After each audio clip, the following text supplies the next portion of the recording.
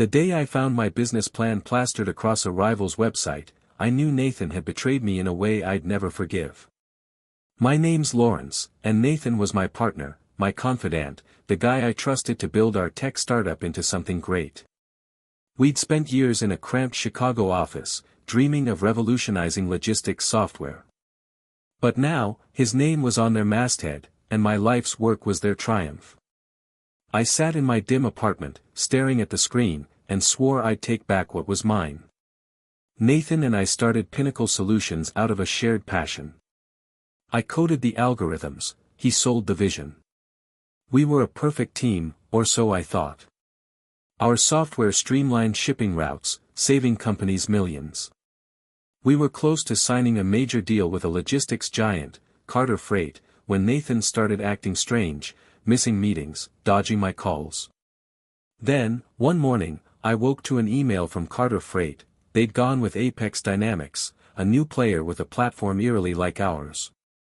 I checked their site, and there it was, my code, my ideas, repackaged under Nathan's name as their lead innovator. I drove to his condo, my hands shaking.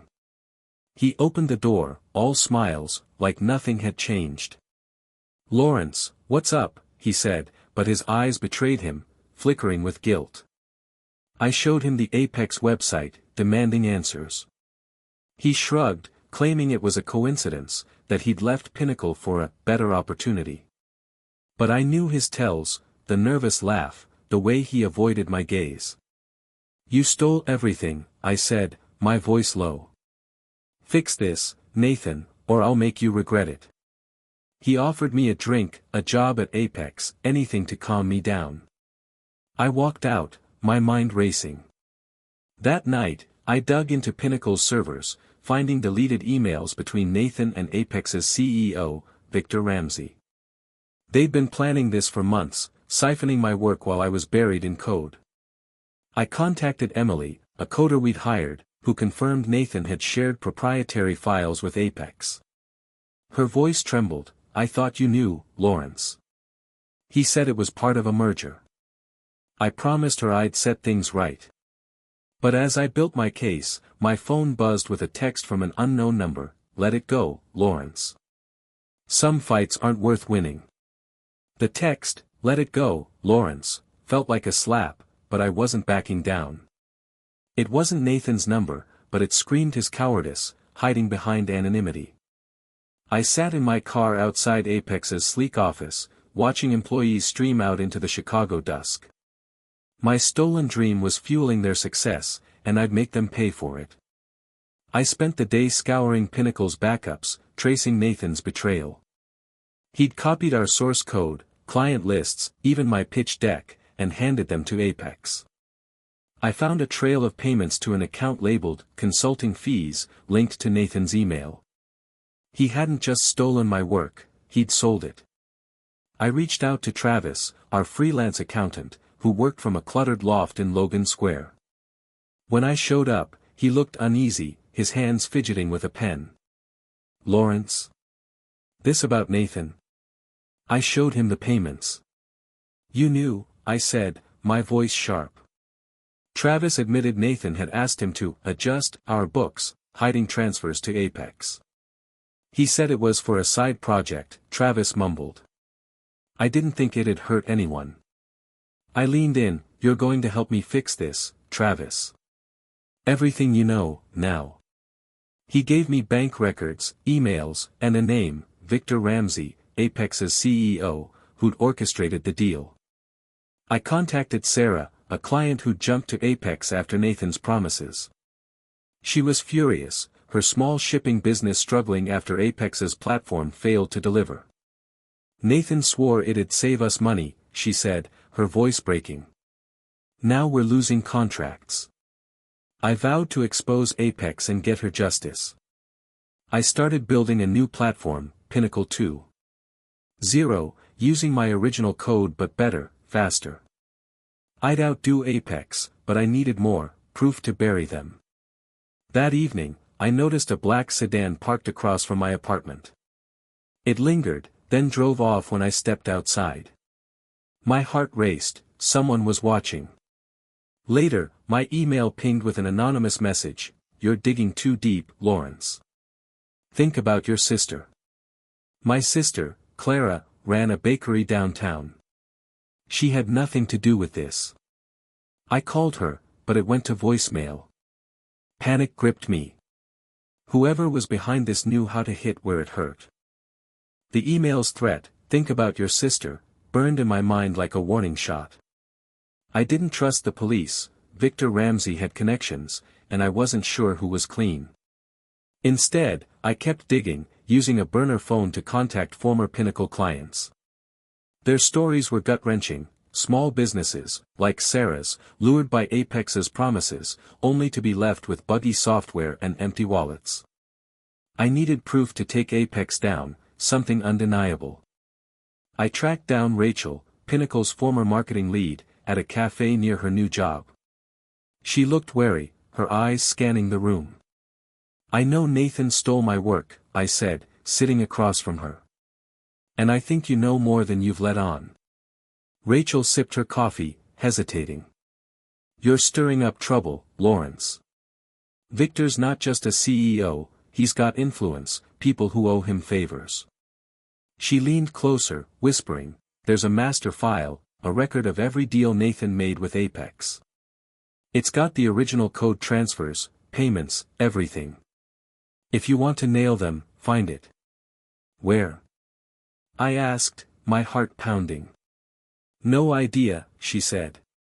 "Maybe Victor's server, maybe Nathan's private drive. But if you go after it, you're playing with fire." Her warning echoed as I drove to Nathan's office building. Apex's security was tight, but I'd seen Nathan's laptop at his condo. If the file was anywhere, it was there. I parked a block away, watching the building. The lights were off, but a shadow moved inside. Someone else was there. I waited until dawn, then slipped into the service entrance, using a keycard I'd seen Nathan use. His office was a tech haven: monitors, servers, locked drawers. I searched, finding a USB drive hidden in a desk panel, labeled VR. Victor Ramsey. I pocketed it, but as I turned to leave, I heard footsteps. I hid behind a cabinet as a man entered, his voice low on a phone. "He's poking around. We need to end this." His face was scarred, unfamiliar, and dangerous. Nathan wasn't just a thief, he was in bed with people who played for keeps.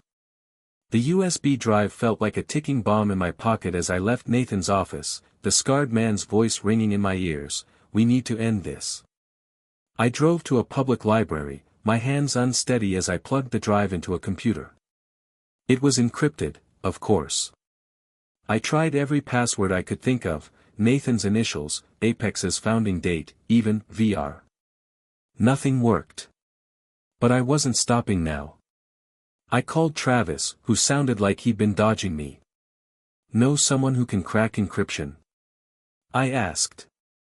He gave me Ethan, a hacker working out of a tech co-op in Pilsen. I met Ethan in a room buzzing with servers, his eyes skeptical. "This is serious, man," he said, taking the drive. "You sure you want to mess with Apex?" I nodded, and he promised to crack it by morning, but warned, "Victor's got people everywhere. Watch your back." I spent the day in a diner, avoiding my apartment, cross-checking Travis's records. The payments to consulting fees led to a Cayman Islands account, tied to Victor Ramsey. Nathan wasn't just stealing, he was laundering money through Apex, and Victor was the puppet master. I reached out to Emily again, who shared more client complaints about Apex's failures. Their trust in Nathan had cost them dearly, and I was determined to make him pay. That night, Ethan sent the decrypted file. In the diner's dim light, I opened it. The master file was there: code transfers, client poaching, payments to Nathan, all time-stamped. A column labeled "Resolved" marked clients who'd questioned Apex, like Sarah, silenced with threats or payouts. My stomach churned. This was bigger than I'd thought. Before I could plan, my phone buzzed with another anonymous text: "You're too close, Lawrence. Clara's bakery could use a health inspection." Clara's shop was her life. The threat was clear, they'd ruin her if I kept pushing. I called her again, but no answer. I had to find her before they acted. The threat against Clara's bakery sent my heart racing. I sped to her shop, the city lights blurring past. Clara was my only family, a baker who'd poured her soul into her business. If Apex targeted her, it was because of me. Her shop was closed, but I found a note taped to the door, "Back off, Lawrence." My knees buckled. They'd been here. I called Ethan, my voice shaking.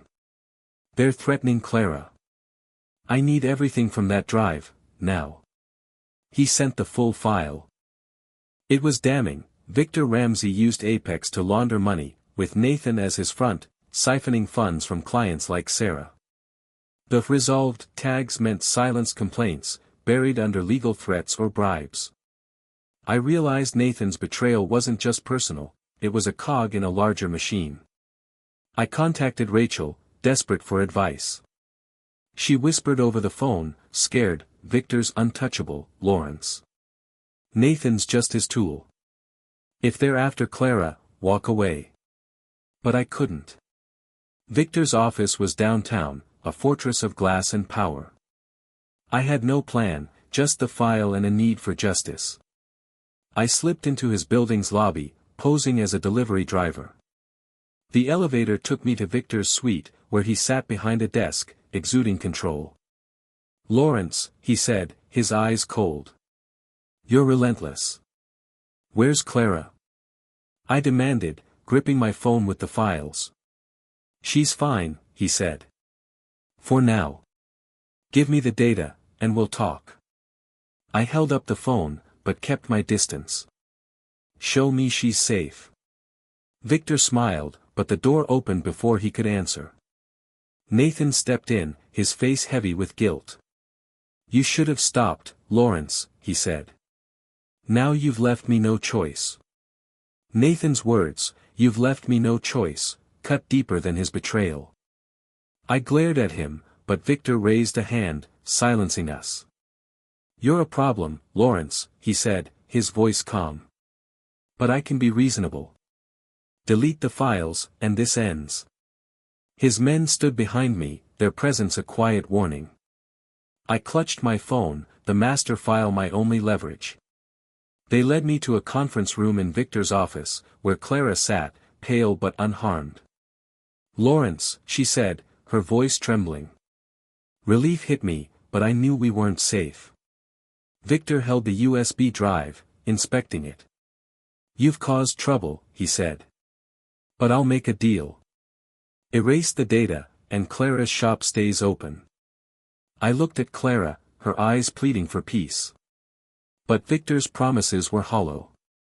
I handed my phone to Nathan. "You do it," I said.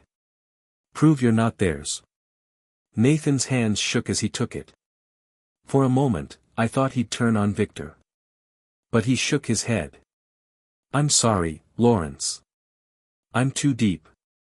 He started deleting the files, avoiding my gaze. Anger surged, but I kept calm. "You're choosing them," I said. Victor's men stepped closer, but Clara spoke up, "Don't give up, Lawrence." Her strength fueled me. I noticed Nathan's hesitation, his fingers pausing. He was the weak link. As Victor lectured about consequences, my backup phone buzzed in my pocket. A message from Ethan, "Files secured. Ready to send." I'd planned for this. But before I could act, another anonymous text came, "Bring the files to the docks at midnight, Lawrence. Or Clara's business is finished, and so is Emily's." Emily's name in the text hit like a thunderbolt. She'd been a loyal coder, caught in Nathan's lies, and now they were targeting her too. The message demanded the files at a dockside warehouse by midnight, threatening Clara's bakery and Emily's career. I told Clara to stay safe, but she insisted, "We're in this together." I nodded, armed only with the truth on my backup phone. The warehouse loomed in the Chicago night, its rusted walls lit by dim streetlights. My phone held the master file, ready to send to a journalist if things went south. Inside, the air was thick with rust and salt. Victor waited at the far end, flanked by his men, including the scarred one, Derek. Nathan stood aside, his eyes downcast. In the center was Emily, looking shaken but defiant. "Lawrence," she said, her voice steady despite her fear. "The files," Victor said, his tone flat. I held up my phone, finger on the send button. I'd prepped an email to expose Victor's network. "Let her go first," I said. Victor nodded, and Derek stepped back, letting Emily walk to me. I caught her as she faltered, her hands trembling. Clara guided her to the exit. But Victor wasn't done. "The phone," he demanded. I tossed it to Nathan. "Choose," I said. "Us or them." Nathan hesitated, his eyes flickering with the friend I once knew. But he deleted the email, muttering, "I have no choice, Lawrence." I stared at him. "You always did." I'd sent the files from my backup phone. The journalist got them instantly. Police arrived minutes later, tipped off by my friend. Victor and his men were detained, their scheme unraveling as the files went public. Nathan tried to explain, but I turned away. Emily and Clara rebuilt their lives, while I left Chicago, haunted by the cost of my revenge. Nathan lost everything, but exposing him didn't heal the betrayal, it left me empty, my trust and partnership a debt I'd never repay.